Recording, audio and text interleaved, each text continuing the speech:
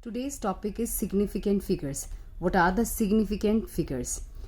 It is equal to the number of all the digits including the last uncertain digit.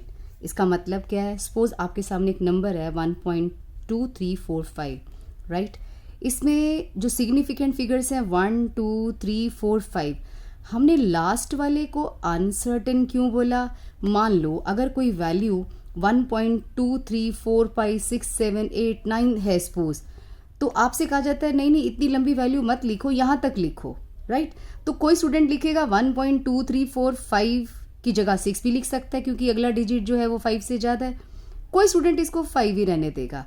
It means जो last वाला digit है ना, ये uncertain है, ये 5 से ज़्यादा भी हो सकता है और अगर कोई 6 लिखता है तो 6 से छोटा भी हो सकता है, राइट? सो 1.234 ये डिजिट्स है ना, ये तो पक्के सर्टेन है। दैट्स वाई लास्ट वाले डिजिट को अनसर्टेन बोला गया है। सो इसमें significant figures are equal to the number of all the digits including the last uncertain digit in a given number, right?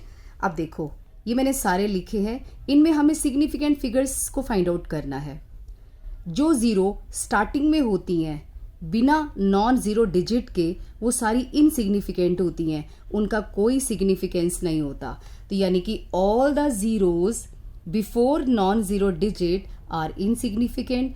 So in this number significant figures are 2 only, 1, 2. In zero का significance क्यों नहीं है? Because ये non zero digit से पहले है, इनके आगे कोई ना कोई तो नॉन जीरो डिजिट होना चाहिए था, जैसे कि यहाँ पर है।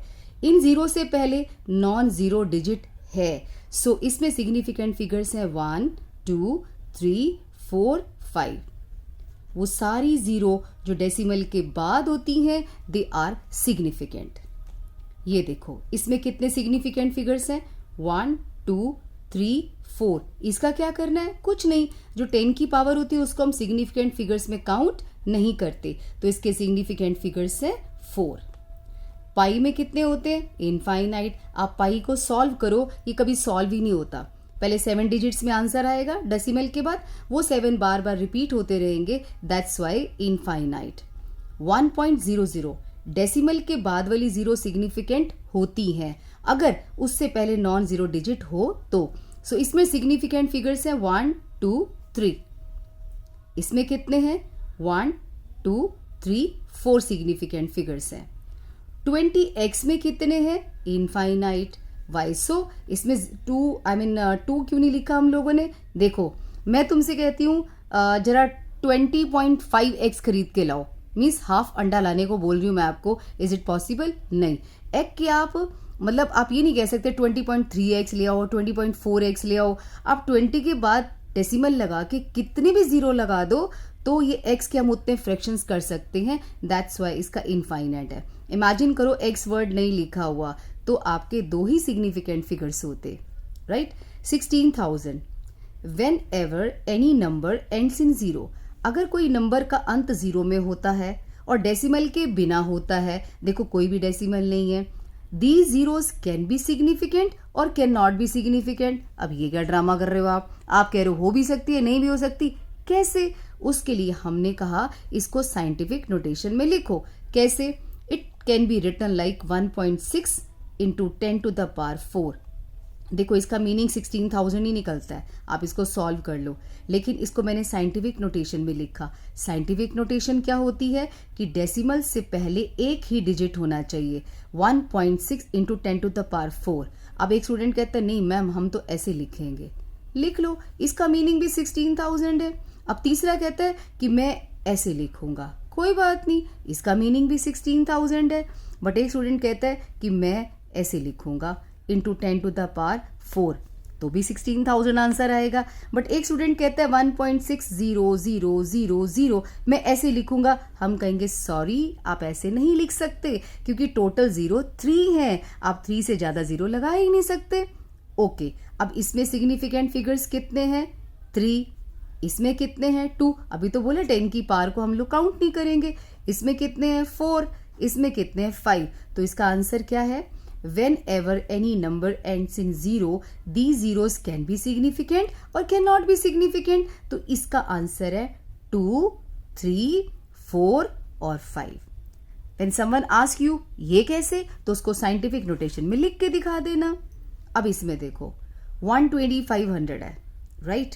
सो इसमें कितने सिग्निफिकेंट फिगर्स हैं? ये भी 0 है, लेकिन कोई डेसिमल के बिना है, डेसिमल लगा ही नहीं हुआ, तो ये 0 सिग्निफिकेंट हो भी सकती हैं, नहीं भी हो सकती। 3 तो पक्का है। इसमें सिग्निफिकेंट फिगर्स कैन बी 3, 4 और 5। कैसे? आप मिनिमम 1.25 तो लिखोगे ही 10 की पावर 4, इसका मीनिंग भी यही होता है। और आप इसको 1.250 भी लिख सकते हो इंटू 10 की पावर 4, एक और लगा सकते हो, इससे ज़्यादा आप 0 लगा ही नहीं सकते। सो इसमें कितने सिग्निफिकेंट फिगर्स हैं? 3। इसमें कितने हैं? 4। तो इसका भी आंसर है 3, 4 और 5। तो हम साइंटिफिक नोटेशन को लिखकर दिखा देंगे। ओके, जब हम एडिशन करते हैं या सब्ट्रैक्शन करते हैं तो आंसर में कितने सिग्निफिकेंट फिगर होंगे, ये कौन डिसाइड करेगा? ध्यान से सुनो। इसमें 1 डेसिमल प्लेस है, मतलब डेसिमल के बाद केवल एक ही डिजिट है। इसमें how many decimal places are there? 1, 2, 3, 4। पहले आप आंसर लिख लो। आंसर में डेसिमल के बाद आप उतने ही डिजिट्स रखोगे जितने लीस्ट डेसिमल प्लेस वाली वैल्यू के थे। इसमें 1 डेसिमल प्लेस है ना, इसमें भी आपको 1 डेसिमल प्लेस ही रखना है। मीन्स आपका आंसर है 18.9 ओनली। आप पूरा नहीं लिख सकते, answer is 18.9। How many decimal places are there? 3, 3, 2।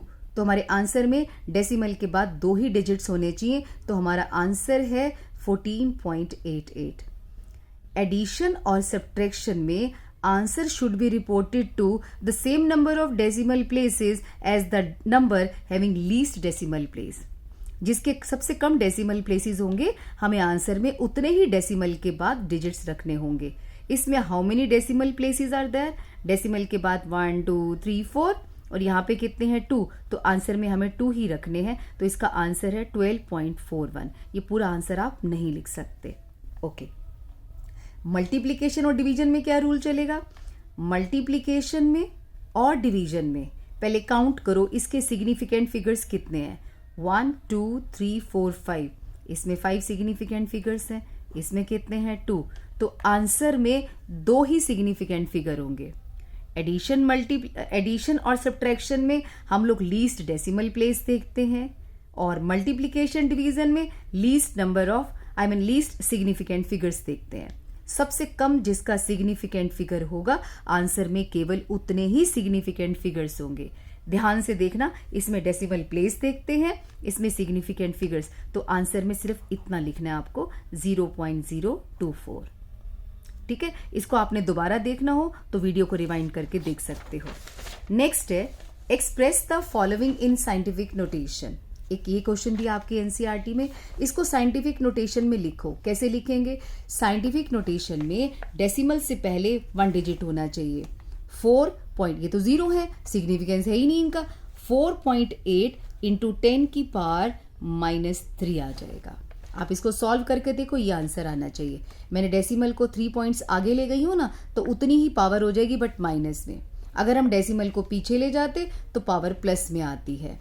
अब इसमें देखो 23400 है, डेसिमल है ही नहीं, तो हम स्टार्टिंग में लगा देते हैं 2.34000।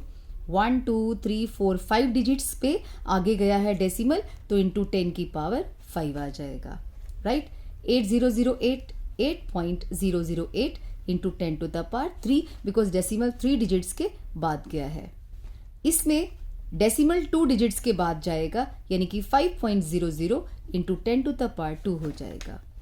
यहाँ पे ऑलरेडी डेसिमल से पहले एक ही डिजिट है, तो इसको कैसे लिखेंगे? अरे शगुन तो करना पड़ेगा ना, चाहिए लिखा हुआ है 10 की पावर तो आपको लगानी ही लगानी है। अब 10 की पावर 0 लगा दो, ये शगुन करना पड़ता है। बिना 10 की पावर के हम साइंटिफिक नोटेशन मानते ही नहीं है, राइट। यह होगा आपका साइंटिफिक नोटेशन।